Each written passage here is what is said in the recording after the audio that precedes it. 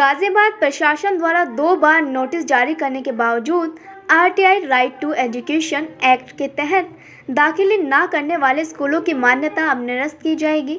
DM की सख्ती के बाद सोमवार को सिटी मजिस्ट्रेट गंभीर सिंह ने खंड शिक्षा अधिकारियों की बैठक कर उन स्कूलों की सूची तैयार कर ली है जिन्होंने दाखिले नहीं लिए हैं। अब जिला स्तर पर प्रक्रिया को पूरा कर स्कूलों की मान्यता रद्द करने के लिए डीएम की ओर से शासन को फाइल भेजी जाएगी। शिक्षा विभाग ने आरटीआई के तहत गरीब परिवारों के बच्चों के दाखिले न करने पर जिले के 54 स्कूलों को नोटिस जारी किए थे। इसके बाद 20 स्कूलों ने बच्चों को प्रवेश दे दिए हैं। 34 स्कूलों ने शिक्षा विभाग के अधिकारियों के नोटिस को भी ठेंगा दिखा दिया और प्रवेश नहीं दिए गए। इनमें ज़्यादातर नामचीन स्कूल शामिल हैं। सरकार की गाइडलाइन के बावजूद स्कूल प्रबंधन गरीब बच्चों को प्रवेश नहीं दे रहे, तो अब प्रशासन ने भी सख्ती कर दी है। सिटी मजिस्ट्रेट गंभीर सिंह ने सोमवार को खंड शिक्षा अधिकारी नगरीय हेमंत सिंह और भूपेश दिनकर के साथ बैठकर डिफ़ॉल्ट स्कूलों की सूची तैयार कराई। उनका कहना है कि इन स्कूलों की मान्यता रद्द करने के लिए शिक्षा विभाग के अधिकारियों की रिपोर्ट लेकर डीएम को भेजेंगे। उनके माध्यम से फाइल शासन को भेजकर कार्रवाई कराई जाएगी।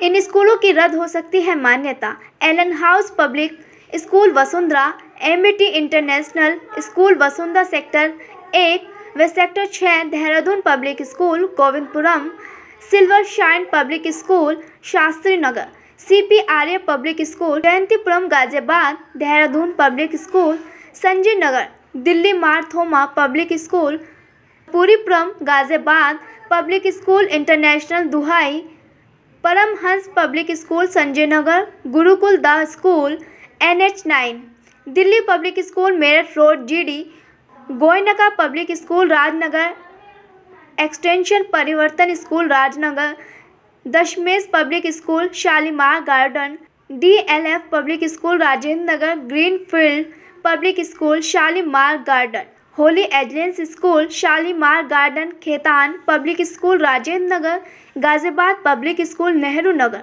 Shambhu Dayal Global School, BR Public Junior School Vijaynagar, Children Academy Pratap Vihar, CSHP Public school Vijaynagar, Dayal Public school Vijaynagar, Gurukul the School Crossing Republic, Indirapuram Public School Crossing Republic, JKG International School Vijaynagar, Lilavati Public School Pratap Vihar, road bell public school Vijaynagar, SSK senior secondary school Pratap Vihar, Safaya international school Crossing Republic. क्या है RTI के नियम?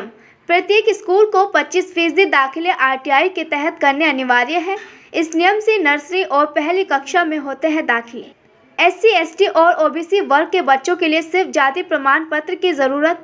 सामान्य वर्ग के लिए परिवार की आय 1 लाख सालाना से ज़्यादा नहीं होनी चाहिए। प्रवेश लेने वाले बच्चों की उम्र 3 से 7 साल के बीच होनी चाहिए। ऑनलाइन किए जाते हैं दाखिले के आवेदन।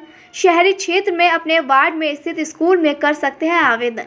ग्रामीण क्षेत्र में ग्राम पंचायत के दायरे में आने वाले स्कूलों में ले सकते हैं प्रवेश। दाखिले के लिए क्षेत्र के 10 स्कूलों को विकल्प के रूप में चुन सकते हैं। सर, आरटीआई क्या है और गरीब बच्चे एक उच्च स्कूल में किस तरीके से निःशुल्क पढ़ सकते हैं और किस तरीके से अगर जो स्कूल नहीं लेते हैं तो क्या कार्रवाई की जाए? पहले तो सभी आपके दर्शकों को नमस्कार। राइट टू एजुकेशन के तहत एक प्रोविज़न है कि जो नर्सरी या कक्षा 1 में बच्चों का एडमिशन का प्रोविज़न है, जो 25% स्कूल को लोगों को गरीब बच्चों को पढ़ाने का, जैसे SC, ST, OBC जिनके लिए बस कास्ट सर्टिफिकेट मैटर करता है, बाकी नहीं। जो सामान्य बच्चे हैं उनके पेरेंट्स का 1 लाख रुपए का इसका इनकम सर्टिफिकेट होना चाहिए।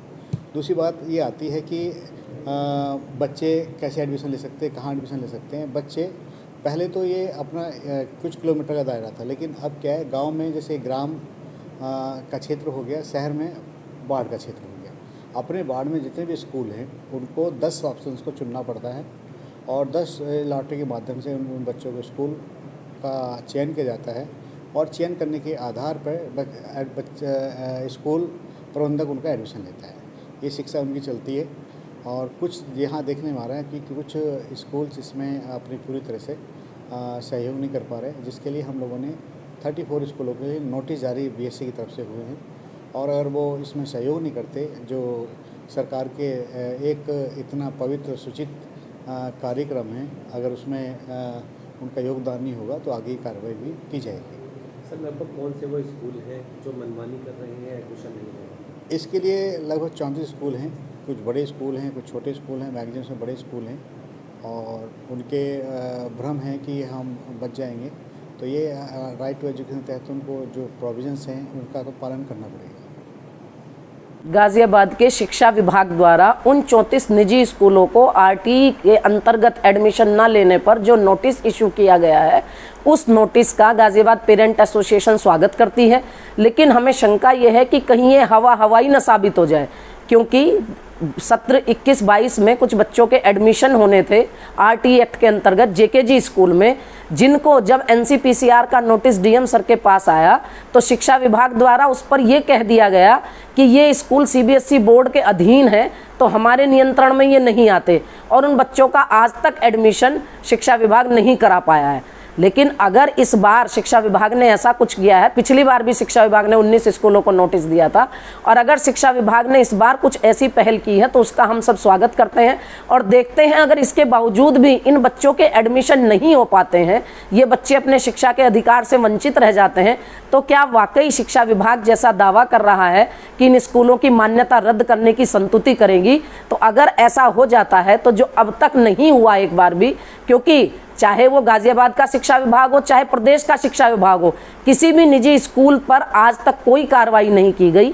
मेरा मानना ये है कि मान्यता रद्द करने की संतुति करने की बजाय अगर प्रदेश सरकार ऐसे स्कूलों को टेक ओवर कर ले जो आरटीई एक्ट के अंतर्गत आने वाले बच्चों को एडमिशन ना देकर शिक्षा के अधिकार से उनको वंचित करते हैं, तो वो ज़्यादा अच्छा होगा।